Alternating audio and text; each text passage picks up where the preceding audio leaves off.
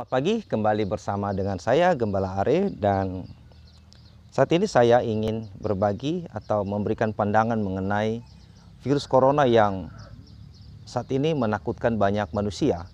Jadi itu bukan hanya di Indonesia tapi di seluruh dunia.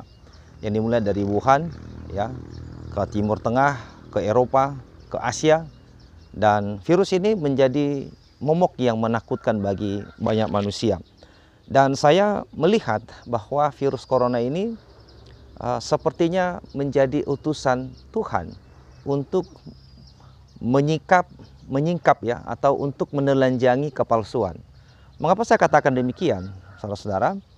Sebelum wabah ini muncul, ya, ada begitu banyak orang mengaku diri sebagai pelayan Tuhan, mengklaim bahwa dia memiliki karunia melakukan mujizat. Ya, mereka membuat namanya iklan-iklan di mana-mana, baik televisi, di koran, di majalah-majalah, supaya orang-orang menghadiri KKR yang mereka buat. Ya, mereka sering sebut itu sebagai KKR kesembuhan ilahi. Ya, mereka mengatakan KKR kesembuhan ilahi karena si pendeta atau si pastor yang mereka undang itu mengklaim diri atau dipercaya memiliki karunia melakukan mujizat. Seperti itu ya. Nah, pertanyaannya, betulkah virus corona menelanjangi mereka? Bahwa mereka ternyata adalah penipu, saudara. Mengapa? Saat ini mereka bersembunyi. Ya, saat ini mereka tidak berani melakukan action yang selama ini mereka gaungkan atau selama ini mereka lakukan begitu. Ternyata mereka mengalah dengan virus corona. Virus corona telah menelanjangi mereka, telah membuka topeng mereka, bahwa mereka sesungguhnya adalah penipu, saudara. Apakah masih ada mujizat? Masih, saudara. Itulah sebabnya kita berdoa. Tetapi pertanyaannya adalah, apakah karunia melakukan mujizat dan kuasa-kuasa itu adalah tanda bagi semua orang percaya? Tidak.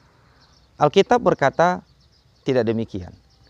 Kalau kita baca di dalam 2 Korintus 12 ayat yang ke-12, Paulus berkata begini, segala sesuatu yang membuktikan aku adalah seorang rasul telah dilakukan di tengah-tengah kamu dengan berbagai macam cara, kuasa-kuasa, tanda-tanda, mujizat-mujizat.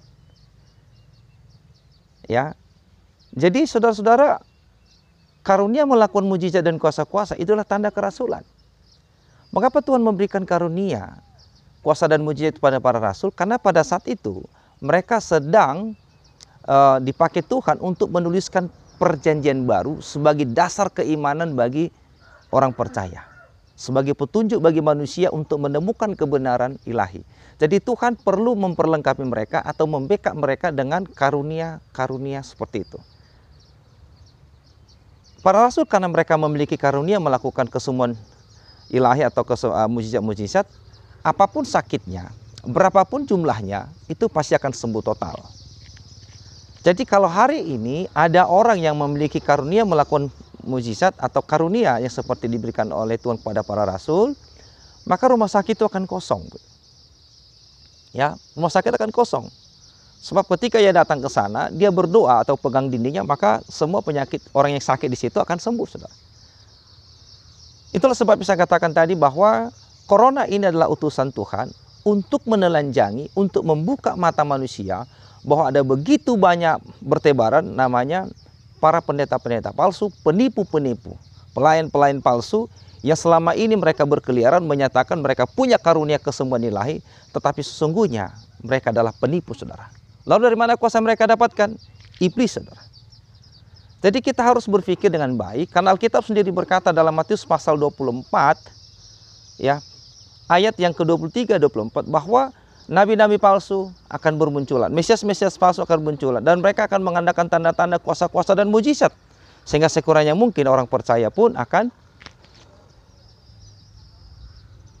mereka disesatkan. Jadi saudara, Alkitab sudah mengatakan dengan tegas, Tuhan sendiri sudah mengatakan bahwa penyesat itu akan melakukan tanda-tanda kuasa dan mujizat. Oleh karena itu kita harus waspada, Anda harus waspada.